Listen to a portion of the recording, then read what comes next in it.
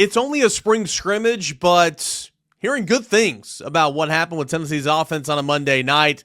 Let's talk about it right here at your Wednesday Locked On Vols.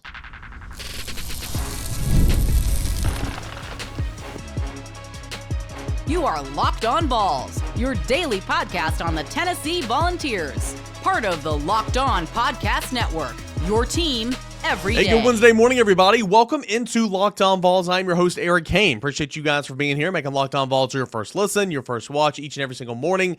We're a part of the Locked On Podcast Network, where it is your team every single day. Everydayers couldn't do this show without you, so I really, really do appreciate you guys for being here. What did Josh Heupel have to say about Tennessee's first spring scrimmage back on Monday night inside Neyland Stadium? We're going to recap that, discuss, and kind of go over some notes that I've gathered throughout the early portion of the week, and some good news, it feels like. But again, with that, you got to take it with a grain of salt. More on that here in a moment. Did Tennessee basketball overachieve in 2024, 2025? ESPN thinks so. I'll show the work there, and then we'll catch up with Josh Ward for Ward Wednesday coming up in segment number 3. Okay, so again, disclaimer, full disclaimer, we'll get this out in the open. It is spring practice. There are, you could field a 2D, both offensively and defensively, it feels like, of players who are injured right now and players who are banged up and players who are kept out of scrimmages and practice. There's a lot of guys out there that it's not out there that's going to be out there in the fall if healthy, is what I'm trying to say. So there was a lot of youth. There was a lot of inexperience at points and places on this team, specifically in the secondary, specifically at linebacker at times. So you've got to take everything with a grain of salt that I'm about to tell you. But it feels like Tennessee had some explosives on offense in the scrimmage on Monday night. Quote from Josh Heupel: "Yeah, I saw some big plays down the football field tonight. Young wide receivers thought they did a good job in their first opportunity in a scrimmage environment. Went and made some plays, so I like what I saw from them, but in the early part of spring too." End quote. Again, Josh Heupel, he's the master of coach speak. In fact, you can go back and find the press conference from post-spring scrimmage number 1 of 2024 spring practice, and I'm willing to bet we can mirror some of these comments and they would be only off by a couple of words. My point is, it follows the same formula. Like what they did, been doing a good job tonight, been doing a good job all spring, got a ways to go, we're not there yet, end quote. He's pretty much saying that about everybody we ask about. So, joking a little bit, but also not really. But that's what he kind of said about the explosive plays down the field. Was pressed on Travis Smith and said that he's done a great job of controlling his body and going up and making some plays. Travis Smith had a touchdown catch. I think it was Jake Merklinger who threw it to him, and Travis Smith had a touchdown catch on a fade on Monday night inside Neyland Stadium, so that's exciting. I think they've been really, really pleased with Rodarius Jackson. I think they've been pleased with the evolution of Mike Matthews continuing to come along. Chris Brazel, he's been making some plays. I think they really like Braylon Staley. But again, and that's all great. And I think athletically, this wide receiver room has a chance to be better in 2025. I was talking to J.D. Pickell, National On 3, has a National On 3 show and does a fantastic job. And I was saying, you have so much turnover in the wide receiver room, but really it feels like you can almost get better. I know that's kind of strange to say. The wide receiver room, in my opinion, has underperformed the past 2 seasons. Now, there are some good pieces in there. I like Brew McCoy. I like Dante Thornton. Dante Thornton was fantastic last year. He just wasn't on the field enough. You know what I'm saying? So if he was on the field for 60% of the time, maybe it's a different story. But he was good, but he didn't play much. Brew McCoy, not very explosive, right? Squirrel White did not have a good year. Chaz Nimrod did not have a good year. Chris Brazel did not come along in year 1 in the system. You replace some of these guys with a Mike Matthews more than not that he played last year, with Braylon Staley, who I think is going to be so good in the slot, with some of these young guns like Travis Smith or Rodarius Jackson, who built physically like the way you want an outside receiver to look like, and they go up and get the football. Amari Jefferson, whenever he gets back, maybe he can add to the slot as well. I think athletically and from a playmaking standpoint, I think the wide receiver room this year can be better. And I think that's kind of where you were in spring scrimmage number 1. Darius Jackson, people said he did a good job. Travis Smith, people said he did a good job. So that was really, really good to hear. Another takeaway is that, and I've heard this all spring, essentially it's Nico taking ownership. It's Nico taking control of this offense, taking control of this team, and just feeling more confident in his own skin running the system. Quote, command and control, complete understanding. Some of that's with checks. It's controlling your protections, understanding routes, and then in the scope of that, being able to put him in different positions because you've got that trust in him. But this is a time of growth for him and everybody that we have on our roster, end quote. Nico just seems like he's 100% in control, and I think that was evident on Monday night in the night scrimmage at Neyland Stadium. So obviously that was really, really good to hear. So Travis Smith gets a touchdown. Nico Iamaleava's got complete control of the offense. Jake Merklinger continues to take strides, and it's not like Jake Merklinger is going to be pushing Nico Iamaleava for the starting job, but you're in a position now to where if something were to happen to Nico, you got confidence in the guy behind him. And not that you didn't have that, last year or anything like that, but Jake Merklinger's changed the grip on his football. Everybody seems to be impressed by the strides that he's taken this spring, and that's normal, right? I mean, George McIntyre looks lost a lot of times right now because he's an early enrollee true freshman. That was Jake Merklinger a year ago. It sounds like Jake Merklinger has really, really come along and turning into a good football player. So that's really, really good to hear. Deshaun Bishop, seems like it doesn't matter if it's a spring scrimmage, if it's a fall camp scrimmage or whatever. Feels like Deshaun Bishop is a really, really good practice player. And there's not that many practice players that are good, but Deshaun Bishop has got something to prove. Deshaun Bishop is a local guy. Deshaun Bishop is always coming off injuries. So you need him to be proving that in practice, right? In these preseason scrimmages. And it sounds like he had a really, really good scrimmage on a Monday night as well. So all this to kind of say, these young wide receivers are going up against young DBs who are very inexperienced. Like, you've got to take all this with a grain of salt. Caleb Herring, I don't believe scrimmage. He's not been practicing here lately. Arian Carter didn't scrimmage. A couple of different linebackers didn't scrimmage. Obviously, Jermon McCoy's not out there. Like, there's a whole lot of guys that aren't out there right now. David Hobbs on the defensive line. So you got to take it with a grain of salt. But it does feel like that this is a more athletic and a more explosive football team. And I think that kind of backed it up on Monday. So what I heard coming out of the scrimmage, I was like, okay, well, that's good, right? It's not a finished product. It's not done, but you're on your way. And from an operation standpoint, snapping the football, procedural penalties, jumping off sides, penalties overall, it felt like Monday's scrimmage was clean. And that is not always the case. You always hear about the defense being ahead of the offense early on in spring practice. Anybody that played football knows that to be true, right? Defense is read and react. Offense is following a play and getting timing down and sinking down and, being in a cohesive unit beside with the guy next to you. Defense is straight. I mean, sure, you have responsibilities. You have plays you're running, but defense is reacting, okay? That's why the defense is always ahead of the offense. But it feels like, especially from an operational standpoint, the offense was super clean on Monday night. And that's not normal. So that's good. So, again, grain of salt. Tons of guys didn't practice. It's spring ball. But what I'm hearing, that's good, right? It's got to feel like that's a good sign with the explosiveness, with the clean operation, and with some of these young guys coming along. And, with Nico Iamaleava knowing, like, hey, this is my football team. This is my football team right now, and I am taking ownership of it. That's fantastic. Those are some of the news and notes coming out of the spring scrimmage on Monday evening at Neyland Stadium. Did Tennessee basketball overachieve this year? It's a simple yes or no question. I would love to hear from you guys. We'll discuss when we come back right here on Locked On Vols.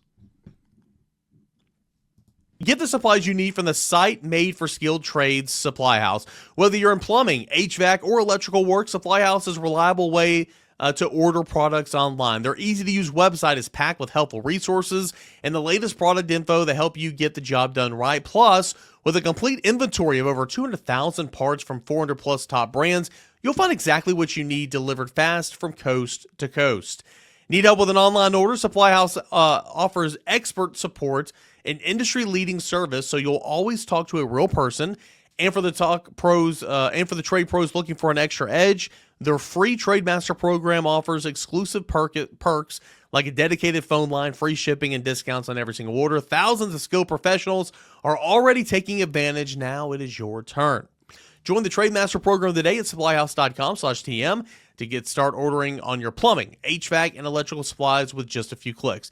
Use the promo code SH5 at 5% off your first order. That is SH5 at 5% off your first order. That's all at supplyhouse.com. Did Tennessee basketball overachieve this past season? Well, when you kind of sit here and think about it, okay, and this is the same thing Tennessee's facing this offseason. We already started talking about it with names in the transfer portal, who Tennessee's linked to, and all that and more, and we're going to continue that conversation because some of these names just make too much sense, right? Maryland transfer Jacoby Gillespie makes too much sense. Grew up in Greenville, Tennessee, right down the road. A guy that's gone on and played 3 years of college basketball. A guy that was an all Big Ten selection last year, albeit third team, but still very, very experienced and a guy that can drain some threes. Makes too much sense. We'll see if Tennessee can close that, get that done. But that one that Tennessee's linked to just makes a whole lot of sense. We know that Isaac McNeely was on campus earlier this week and took part in a visit. Can Tennessee get to the finish line there? Who are some other names? Like, we're going through this process right now, and it's a complete reset almost. Like, sure, you got some holdovers, but as we talked about on yesterday's show, you have no leaders, and you don't necessarily have any scorers. And maybe that's really, really worrisome in most years, but look across the board. Look at top programs around the country. Look at top programs around the SEC. That's the norm now. Just kind of where we are with the transfer portal, name, image, and likeness, and all that. You're hitting the reset every April. So Tennessee's certainly having to hit the reset this year, and you don't have the backbone of your program to rely on as Zakai Ziegler and Jemai Mashak, and that is kind of worrisome for me. But nonetheless, we'll continue that conversation on another day. My point is, Tennessee was in a very similar spot this time last year. Gone was Dalton Knecht.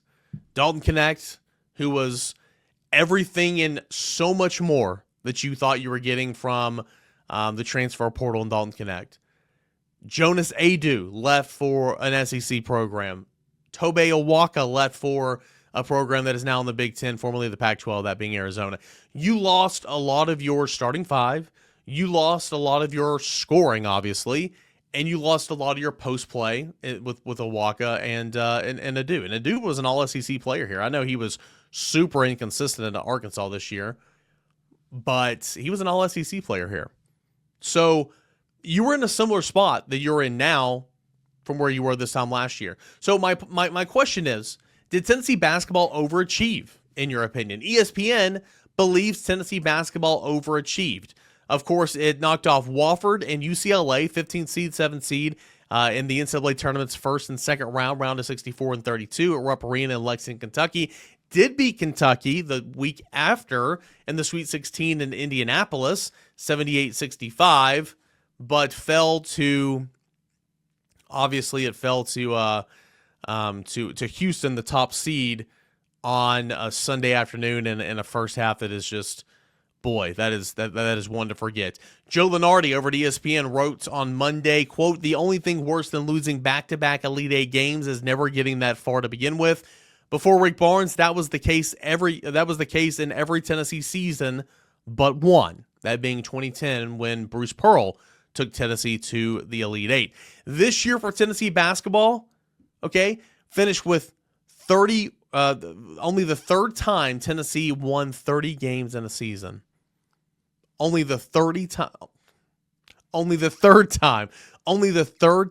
that Tennessee basketball won 30 games in one season. Tennessee won 31 games in 2019 and in 2008.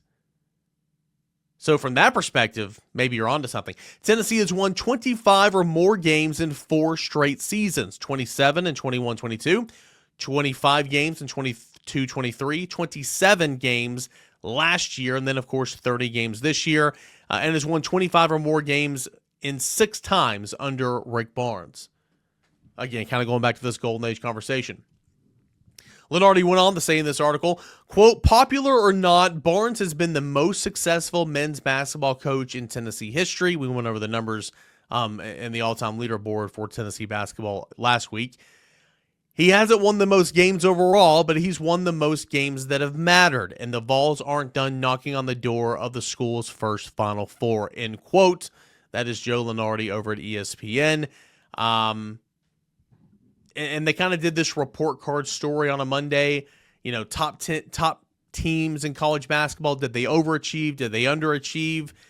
Tennessee was said to have underachieved, and for a lot of the reasons I just pointed out right there. Alabama was said to have overachieved being a 2 seed. Arizona said to have underachieved, and I 100% would agree with that with a 25 4 seed, even though it advanced onto the Sweet 16, would have bowed out the Duke. Arkansas was neutral, and that's interesting because it was a number 10 seed. In the regular season, Arkansas absolutely underperformed, but with Cal and a lot of those players we just mentioned, not Toby Owaka, but Jonas Ndu being one of them, they got back to the Sweet 16. So you can't say it's a failure because Arkansas got to the Sweet 16, had a commanding lead in the Sweet 16 game and blew it. Should have been in the Elite Eight. So I think you got to say neutral. I'd agree with that. But in the regular season alone, boy, underwhelming. Saying BYU overachieved. Saying Kentucky overachieved in the first year under Mark Pope. Saying Maryland underachieved, even though it was a 4 seed and it made it to the Sweet 16. But, of course, Maryland's hitting the reset right now. Saying Michigan overachieved, and Michigan won the didn't Michigan win the Big Ten? Or am I dreaming? Saying that Michigan State overachieved, being a number 2 seed onto the Elite Eight. Saying that Ole Miss overachieved 100%, went to the Sweet 16 as a number 6 seed. It's saying Purdue was neutral, being a 4 seed and onto the Sweet 16, saying that Tennessee overachieved, and saying that Texas Tech overachieved as well, being a 3 seed and having a spot in the Elite Eight. It was Texas Tech that battled back to beat Arkansas when Arkansas had a commanding lead there in the second half. So, what would you say? Would you say Tennessee underachieved or Tennessee overachieved? ESPN's Joe Lunardi thinks Tennessee overachieved because of everything it lost from last year's team. Can't say I disagree, but you still had the backbone of your program in Jemai Mashack and Zakai Ziegler. Now you don't even have those two guys. So if Tennessee gets back to the Elite Eight next year, 1,000% overachieved, in my opinion. So I thought that was something fun and engaging to talk about here on the show. A basketball season that had so many fun memories, so many fun moments. The coast-to-coast buzzer-beating shot or layup, I guess, from Jordan Gainey to beat Illinois, going on, they were in the Bahamas earlier this year, winning all those games, beating Auburn in the SEC tournament. That was a whole lot of fun. Of course, beating Alabama at the buzzer to kick off truly what was a month of madness, just madness, with Jemai Mashack beating Alabama. What else? Beating Florida by dang near 20 points, right?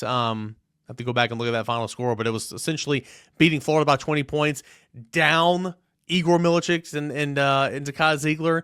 All this after losing to Florida by 30 on the road to begin the month of January after spending 5 weeks ranked as the number 1 ranked team in the country.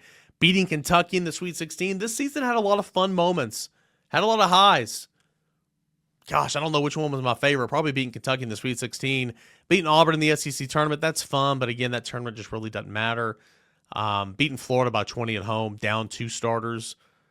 That was good. Beating Alabama at the buzzer. Goodness, man. I'll probably have to go with beating Kentucky in the Sweet 16, but after falling, 0-2 to them in the regular season. But those are some of the best moments, obviously, from the season. Would love to hear from you as well. But did Tennessee overachieve this year? It's a good question. I would say that Tennessee probably did not overachieve simply because you still brought back so much, and you had that backbone of the program and Z and Jemai Mashack. But what say you? It's hard to say that they didn't overachieve getting back to the Elite Eight after losing a guy like Dalton Knecht, so I understand that. But we'd love to hear from you guys at _Caner and at Locked On Vols. Josh Ward going to stop by and join the show when we come back. What does Josh Ward have to say about this season as a whole? That's coming up next right here on Locked On Vols. Ever check your bank account and wonder, where did my money go? Between dining out, online shopping, entertainment, it's easy to lose track. That's where Monarch Money comes in, your personal CFO giving you full visibility and control over your finances. Monarch Money isn't just a budgeting app, it's a complete financial command center. You can track all your accounts, investments, and spending in one place so you can stop just managing your money. You can start building wealth. When I started using Monarch, I realized just how much money I spent on food delivery. Now I budget smarter and I save more money. Managing with my wife is managing money with my wife is smoother than ever. You can track, share it in personal accounts, set goals, and stay on the same page without any stress. So take control of your finances with Monarch Money. Use the promo code LOCKEDONCollege at monarchmoney.com for 50% off your first year. That's monarchmoney.com, promo code LOCKEDONCollege for half off your first year. 50% off your first year. That is at promo code LOCKEDONCollege at monarchmoney.com. Josh Ward, another basketball season has come and gone. Tennessee bows out in the Elite Eight for the second straight year. It's unfortunate. This was a really, really fun team to watch. It's a really good team. Rick Barnes did an excellent job. These seniors did an excellent job. But ultimately, when you start as slow and as off as Tennessee did in the first half against a really good team in Houston, you're not going to win a ball game. And Tennessee's 15 points in the first half, not good enough. Yeah, that was one of the worst teams to have that kind of start against because of how good and how disciplined Houston's basketball team is. The chance of a comeback was almost non-existent. As the game played out, it was not going to happen. As hard as Tennessee played, as hard as Tennessee tried in the second half to get back in it and make things interesting, Houston had a response every time. It was a great season by Tennessee. It was a great run by Tennessee's players. They created memories for Tennessee fans that will be talked about for a very long time. It was a disappointing finish. That's how the tournament works. If you don't go win it, then it's going to come with a disappointing finish for just about everybody. And that was the case for Tennessee. But it doesn't take away from the accomplishments of Tennessee's team. They wanted to do more. They wanted to go to the Final Four and win a national championship. And there's an alternate reality where that happens. But Houston was the better team. 19 points better than Tennessee? I don't think so. But the better team won on Sunday. So 2 straight years, Tennessee bows out in the Elite Eight. And again, I mean, this is kind of one of those low-hanging fruit questions, but you know, what does Tennessee need to do? What does Tennessee need to change potentially to kind of break down that barrier and get to the program's first Final Four? Well, they have to replace key players who gave Tennessee a really good shot of making the first Final Four in school history. So it's not starting from scratch because they do have some key players returning or set to return, but they have to replace the most important players from this past year's team and some important players from the last few years that help lead the program. But what does Tennessee need? I would say that they need to continue to develop outside shooting, and I know it went away, but outside shooting to go with an inside threat. Part of the problem against Houston, or at different times this season, was that Tennessee didn't have an inside offensive weapon to go to. There were lob opportunities to Felix Okpara, and he was good with second chance opportunities for Tennessee, but they just didn't have somebody that they could go to with size that would be a threat around the basket with the basketball. Earlier in the season, I thought Igor Milicic might be that for Tennessee, but it did not play out that way as the season went along. So finding an inside scoring threat, an offensive player that Tennessee can get the basketball to, and he can make things happen, whether that's on the low block or in pick and roll situations, but somebody that can help offensively in a different way than just relying on players on the perimeter is important. They're going to have to keep the defensive intensity. Zakai Ziegler and Jemai Mashak led the way with what Tennessee did the last few years. And before that, Josiah Jordan-James. They need that to still be there, to defend the way that Rick Barnes expects. The players that he will bring in, though, will know coming in they have to defend the way that Rick Barnes and his staff expect. Yeah, it's kind of one of those situations where you can't really replace what Zakai and Jemai gave to this program, especially the last couple of years. It's not going to be easily replaceable just for next year because that was an accumulation of practices and games on top of games and years on top of years. But obviously Tennessee's going to be going to the transfer portal. Already having one player in right now. Beginning of the week is a visit. Virginia transfer guard Isaac McNeely. Former Greenville Green Devil and Belmont and Maryland transfer Jacoby Gillespie is a name that Tennessee's expected to be involved with. Who are some other names that you might have been hearing, and what do you like about those two guys potentially if Rick Barnes can add those guys to the team? Yeah, that's a great start. Gillespie is an obvious fit with his connections to the state. Not the same, but similar to Chaz Lanier. He was an obvious fit to return back to his home state, and that's what he ended up doing. Gillespie would be another one who would have major college experience, having gone to Maryland and succeeded this year.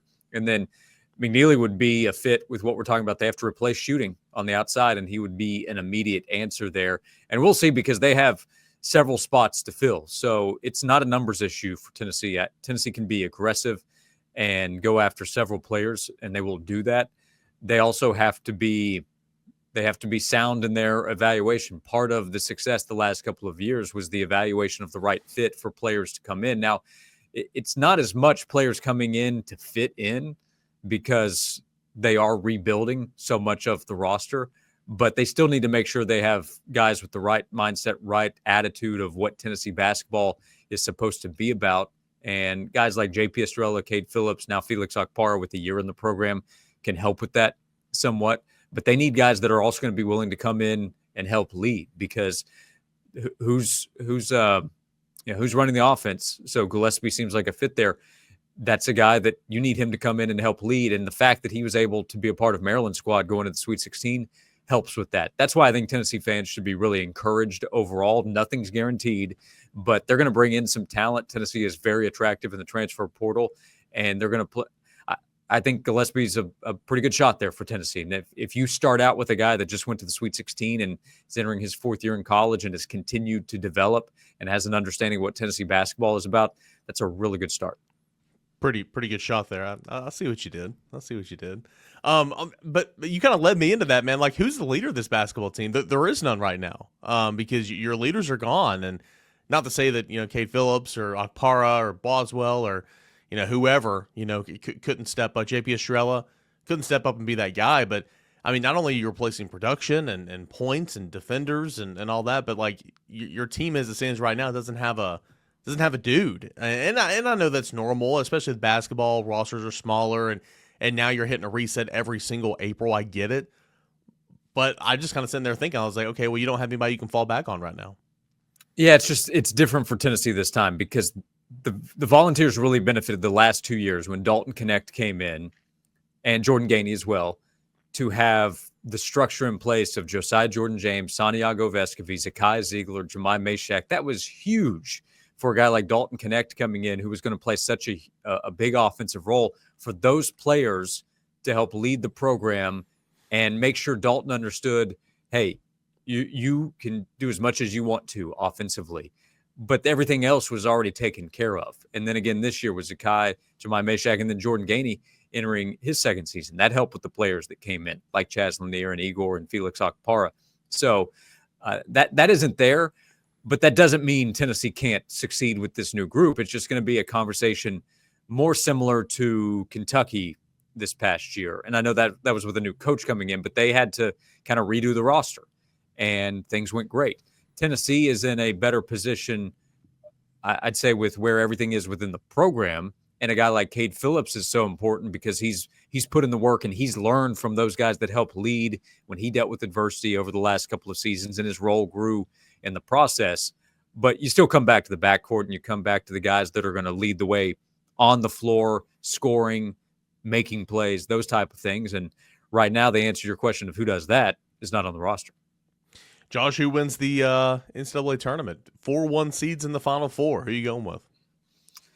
Any of them can win it. I really do believe that. It doesn't mean that each game is going to be really close. We might see one team blow out the other. That's the way the game can work. But at the beginning of the tournament, I went with Duke. Duke has just looked so good. And the Blue Devils had the question of, well, they played in the ACC. Were they really tested enough? And I thought a win against Auburn earlier in the season, I thought beating Illinois by close to 1 million was pretty impressive. But that was still a question that Duke had to somewhat answer in the tournament, and they've answered it. So I'll stick with Duke, but the matchup of Duke and Houston is fascinating to me. Florida and Auburn have been so impressive, obviously, and I think any of those teams can win it. But in the at the beginning of the tournament, I went with Duke over Florida. I might go Auburn here instead of Florida, feeling a little bit better about the Tigers recently, but there's not a team that can win it that will surprise me, so I'll stick with my original pick of Duke. And then out the door, Tennessee football had its first spring scrimmage on Monday night at Neyland Stadium. Josh Heupel, very much coach speak afterwards, didn't provide a whole lot of information, but he did say that he liked the explosive plays down the field. He did talk about some of these young wide receivers and, gathering some notes as the week's gone along. It feels like Athletically, a wide receiver, it was a good showing. Nico had a good showing, and you got to take everything with a grain of salt, but that's what you want to hear from these camps, considering, well, it doesn't feel like your offense has been that explosive in the passing game down the field the last couple of years.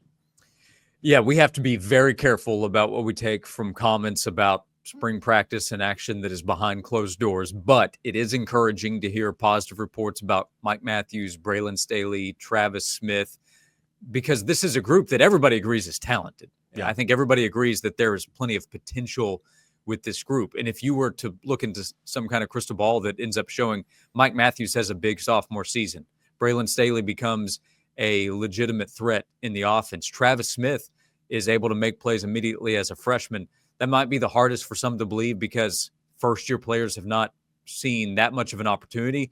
But this team has less veterans than previous teams have had under Josh Heupel, who got those opportunities on the field first. And then Chris Brazzell still has plenty of potential in what he can do, and he does have some experience and made some plays.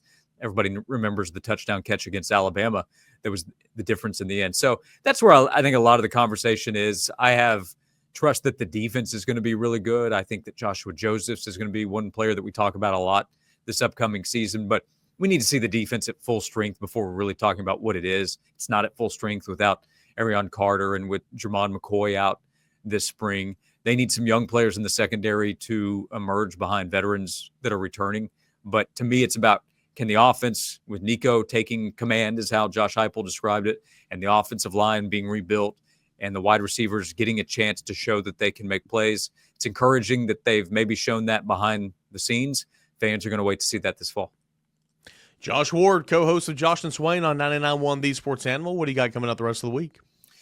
Yeah, we're kind of transitioning out of basketball season. Basketball talk doesn't end, though, because now it's about remaking the roster. So a mix of that, what the Tennessee football team is doing with a little more than a week to go in spring. And this baseball team looks like it's pretty good. So fans can, if they haven't shifted already, they can do that now with one of the best teams in the country, maybe the best team again. So we have plenty to talk about 12 to 3, Monday through Friday on the Sports Animal, the Sports Monster in the Tri-Cities. And we have our free newsletter every Friday morning. Josh, thanks as always, man. Thanks, Eric.